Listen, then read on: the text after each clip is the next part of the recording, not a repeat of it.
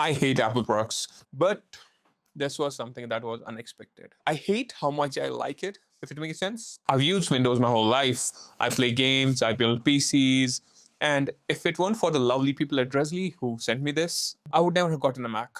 And I had thought that this would find no use and would just be on my desk collecting dust. But boy, was I wrong. One thing I have to admit is Apple does packing better than most. Clean, minimal, and almost annoyingly satisfying. Inside the box, we have a laptop. It comes with a 35-watt dual charger. I had hoped I would get the one with 70-watt charging, that is single USB, but they did not have that one available. And then there's this USB cable. This thing is ridiculously thin, and somehow it doesn't feel fragile.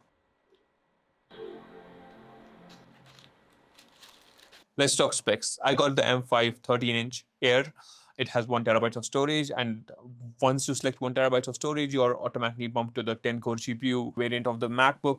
See, I don't use MacBooks. I don't know a lot about those, but I plan to learn now. Let's take a look at the connectors we have on the MacBook.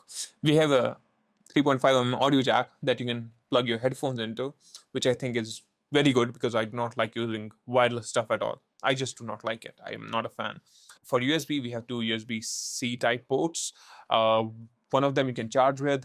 I'm not sure if both of them you can charge with, but yeah, one of them you can charge with. And then you have the MagSafe connector for the charger that comes out of the box. I quite like the trackpad on this. This is not bad. And when I gave typing a go on this keyboard, I did not hate it, which I was expecting to.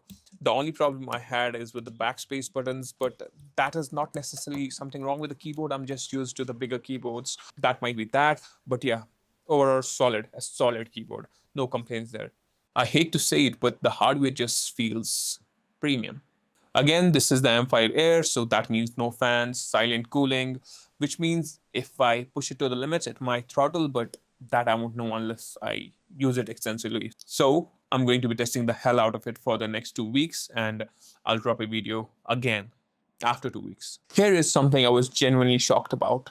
This comes with 16 gigabytes RAM, right? My PC right there is so much more powerful than this. It has a lot more RAM than this. But playback on Premiere Pro, for example, when you have multiple camera angles, one from a full frame camera, another from a crop sensor camera, like we did for the unboxing, my PC struggles to play it back. But this, absolutely no problems. Smooth playback, not an issue. That brings me to one more point of consideration. This isn't just raw performance, it is optimization. Now, developers like myself would say Mac makes so much more sense than Windows when it comes to coding. I will still be using my main machine for coding. And yeah, 90% of the work will be done there. But I'll use this when I have to make a build for an app, for an iOS app or something like that. Use something native to the Mac or iOS ecosystem. That makes sense. But apart from that, most of the coding will still happen on that. This I'll use when I travel, maybe on a beach on Bali, right, my friends? That is never happening. Now, let's be clear. This is not a gaming machine.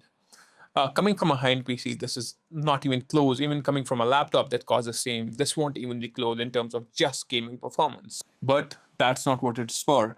This is a work machine that happens to be insanely efficient. Now, the best thing for me on this laptop, the battery. On paper, it says it's 18 hours of battery life. But if you ask me, I don't know. Because since I got it, I do not have to charge it.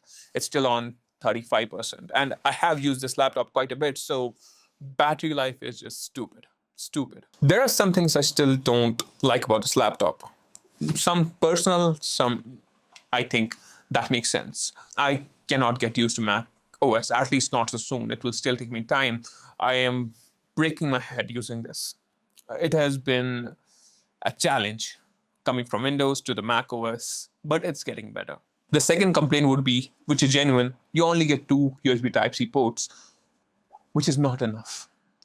You'll 100% need an adapter or something to connect all your devices. I mean, two is just not enough. Maybe use one for charging, then you only have one. It doesn't make any sense. This is a $1,400 laptop. One more critique I'll give this laptop is the screen, which is good. I don't mind. I don't want an OLED on this. It's fine with the screen it has, although OLED would be very welcome. But the refresh rate is only 60 Hz, which is fine for working and all. But Again, $1,400. Who this laptop is for? I would say everyone. This laptop is for everyone. It makes sense for everyone to use, except for gamers. Except for gamers, of course, you'll find no use on this. Is it worth buying for everyone? As a working professional like myself, 100% get this. This is the ultimate machine for you. 100% get this. If you just want to watch movies or maybe browse the internet a little bit, then I would say even for half the price, you can find an OLED laptop that has bigger screen. You'll enjoy that more. I did not expect this. I would still be using my PC for most of my work and gaming. I still do not love Apple as a company, but this honestly is one of the best laptops I have ever used. And that is coming from someone who did not want to like it. Did not want to like it. If you have been avoiding Macs like I have, this might be the laptop that changed your mind. All right, I'm going to take my leave, but I'm going to be testing and using this laptop more so I can maybe in 2 weeks or 3 weeks, I can upload a new video critiquing this laptop or loving this even more.